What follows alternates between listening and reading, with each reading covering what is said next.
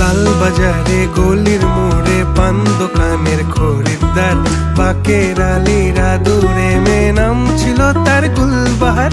লাল বাজারে গলির মোড়ে পান দোকানের খরিদ্দার, বাকের আলীরা দূরে মেয়ে নাম ছিল তার গুলবাহার।